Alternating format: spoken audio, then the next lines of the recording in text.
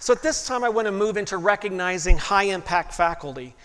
There is a group of faculty, and I'm calling them stealth-like faculty. They lay low, they do really good work, they impact students' lives in meaningful ways, and they lay low because sometimes they don't like being recognized. And so today is going to make 5 individuals probably rather uncomfortable. And so I'm going to irritate you for a few minutes, if you will. But I think it's important that you understand that you're laying low, doing good work, results in something that's very powerful and dynamic. So we've invited back to the campus 5 of our alum. They're behind the curtain. We're going to do one of those little reveals, build the suspense. But they have come as far away from Kansas City, St. Louis, and Omaha. We've invited them back. And they're going to talk a little bit about the faculty member who's with us today, who's impacted their lives in some very meaningful ways. I sent out an email early on, it's been some time ago, asking department chairs and school directors, who in your academic units really are low profile, they operate under the radar screen, but they do just incredible work. And so that was the purpose for today.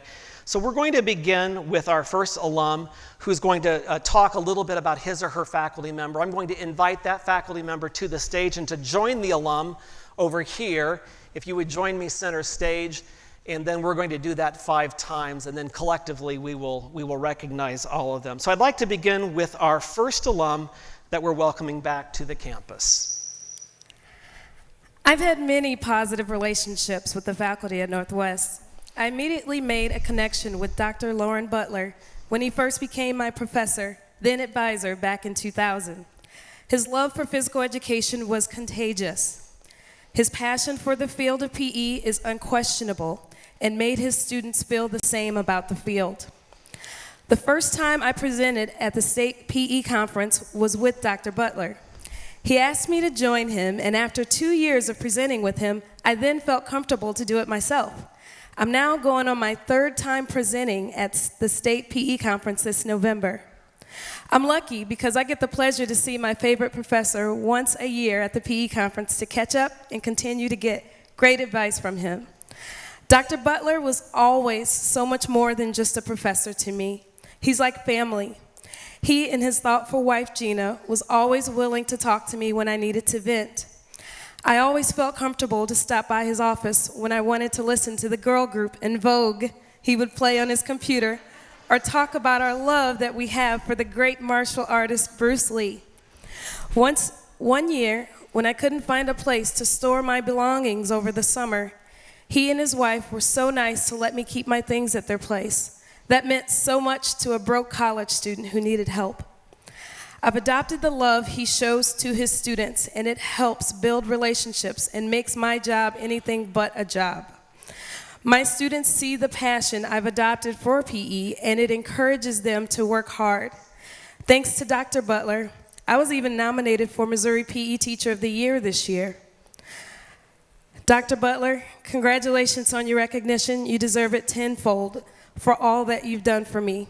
My name is LaTanya Davis, and I want to recognize you, Dr. Butler. I love you, buddy. So if you would welcome back our alum from the class of 2004, LaTanya Davis. And Dr. Butler. Right over here, good.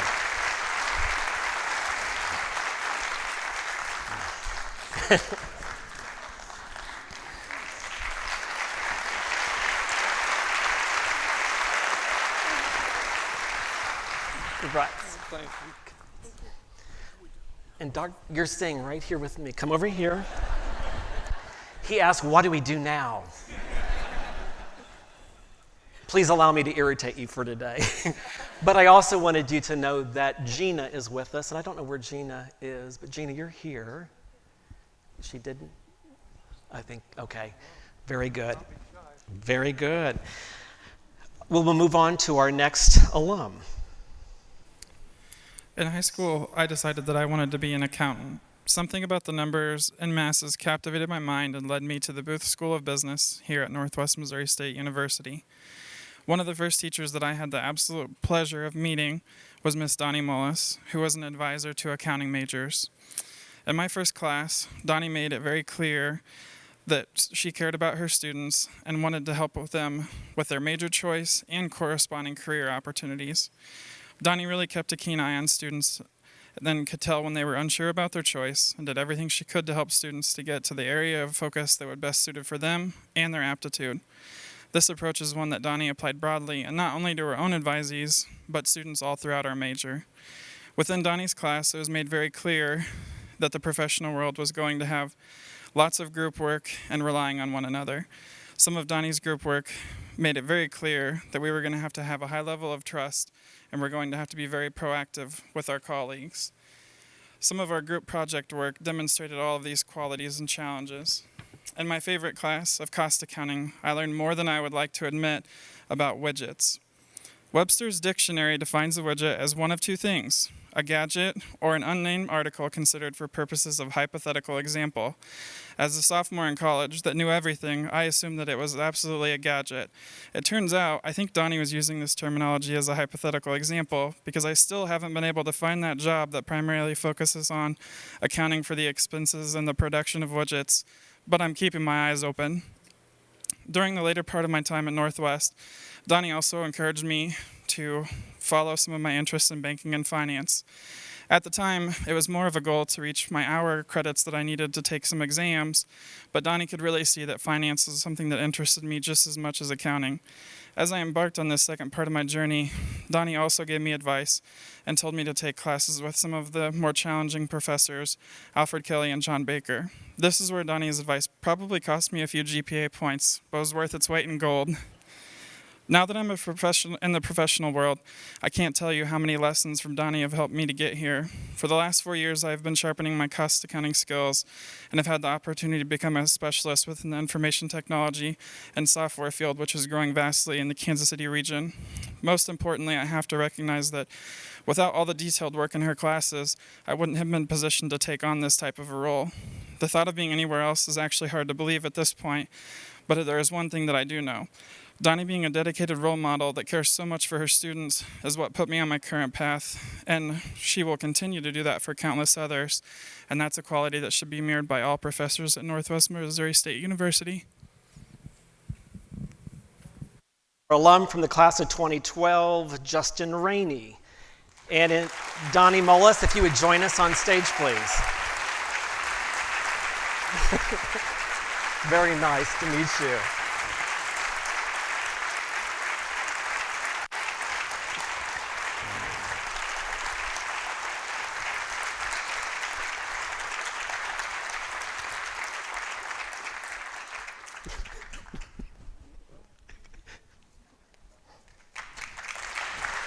Congrats.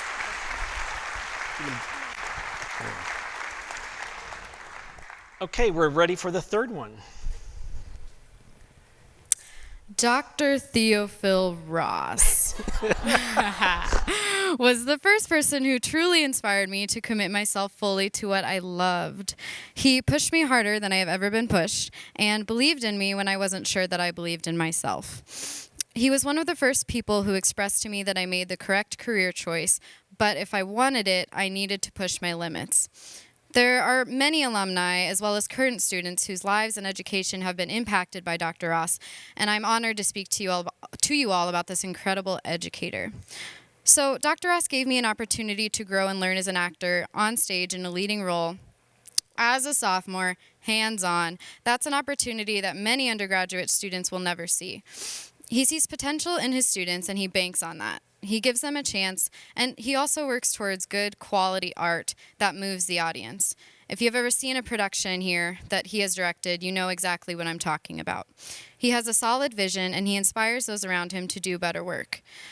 Not only is he a brilliant man, but he also takes time to build relationships with his students.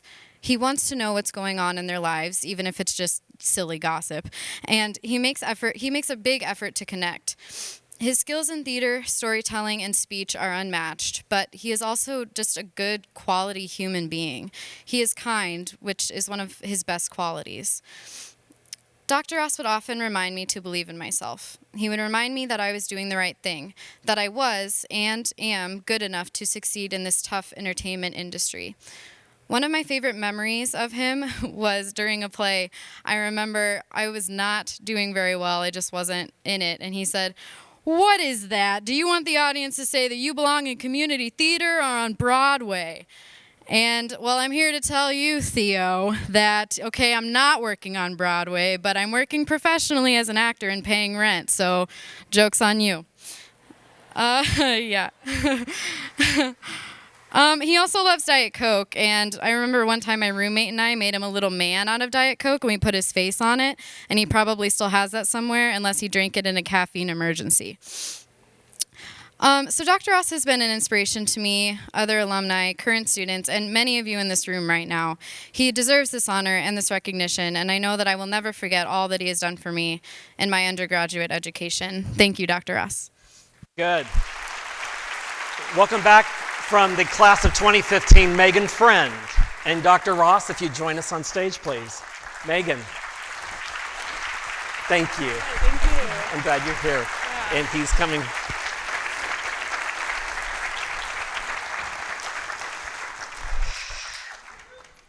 As he makes the way down.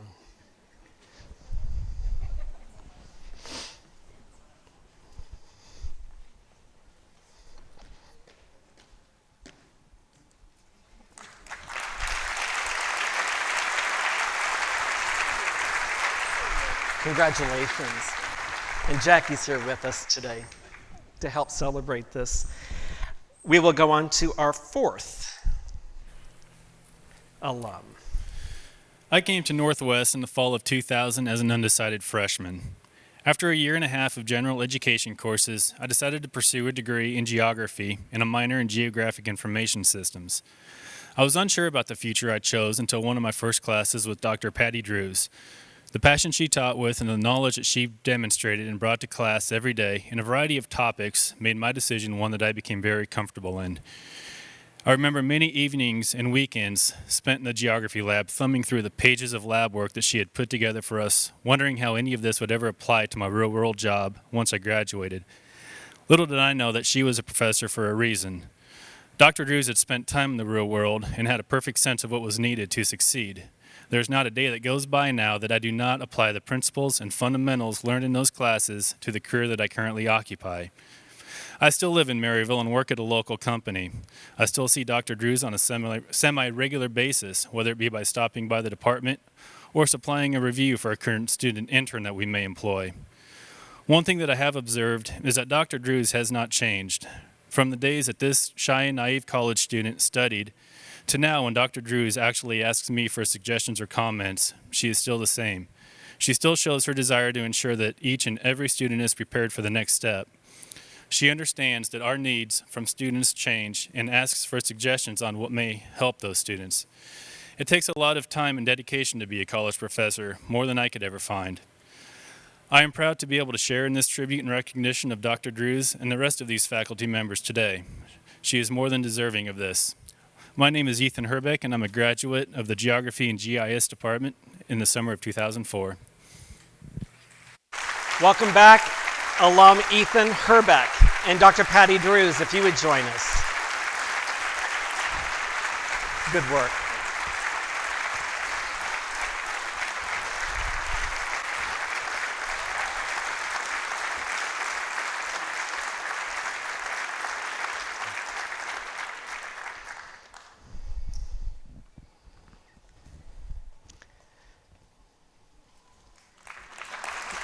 Dr. Drews, congratulations. And we have one more, so go ahead. I'm here to honor Professor Dan Smith. Dan Smith and I got to know each other probably my sophomore and my junior year when I met him in my pre-law classes I took with him. I think that was the first bit of influence he ever had on me. I don't think anything could have prepared me for law school the way that his classes did. His classes were basically a carbon copy of law school. And so when I finally got to law school, there was no culture shock on trying to take my first law school class because Dan prepared us all so well for it. Outside of the classroom, though, is probably where Dan had the biggest influence on my life. Dan was the type of professor that was always available to his students. If he had free time, he was in his office and his door was open. I went to his office a lot, probably when I should have been working. And Dan and I got to know each other really well in these conversations. I don't think there was a time when I went up there and he wasn't sitting at his desk waiting for a student to come in. Dan and I would talk about everything, prepping for the LSATs, law school in general, Northwest football, just general life. He was always there for me. And I think it's because of those conversations and because of the time I had as a professor that I am where I am today. I don't think I would have gone to law school if not for Dan Smith. Dan was probably the one person who convinced me I could actually be successful in law school. I wasn't sure if I'd actually be able to get through it or not, and Dan repeatedly reminded me that he thought I could do it. And Dan wasn't the type of guy that would tell you something they didn't believe, or give you a grade that you didn't deserve, or tell you did something well when you didn't actually do it very well. So you knew when he complimented you that he meant it. And it was because of that that I actually finally did apply and go to law school. But after law school, our relationship didn't end. I emailed Dan for the 3 years I was in school, and he helped me through every stage of my law school career. He imparted every bit of knowledge he had from when he was in law school and constantly helped me with getting through those first couple tough years of law school. He would tell me to take notes in the margins of my book rather than take notes on paper and write out forever, and not read every page, and which parts of the case I really needed to focus on, and it really helped me quite a bit. After I graduated law school, him and I stayed close. He actually came to my wedding. He was always there for me when I needed him when I started my career, and now I've been there for him a lot as well. He constantly asks me to come up and judge mock trials or speak to his pre-law students, and I'm always happy to do it because Dan was there for when I needed him, and I'm happy to be there for him now. I can't thank you enough, Dan, for everything that you did for me. I don't think I would be where I am today if not for the influence that you had in my life. Thank you very much. Ladies and gentlemen, welcome back. Alum from class of 2008, Mr. Andrew Dufour.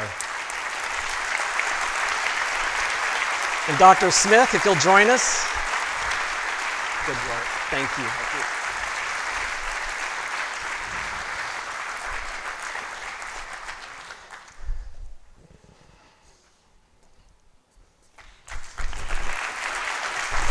Dan, congratulations. Join the group here. And Dan, I think Sue is with us today as well, celebrating this. So, ladies and gentlemen, this group is very important to the university, and I appreciate the alum for taking time and investing to come back. We are going to be hosting a lunch for all of you immediately following today. So if the pairs and the spouses who are with us today will be meeting in the First Lady's dining room, and you'll have an opportunity to get to kind of catch up on where you left off. So we'll be doing that immediately at the end of today's lunch. I'd also like to thank Carol Spradling over here. She's hiding, but Carol did a lot of work in making this possible along with Gina Bradley. So I thank both Carol and Gina for making this a possibility. Congratulations to all of you.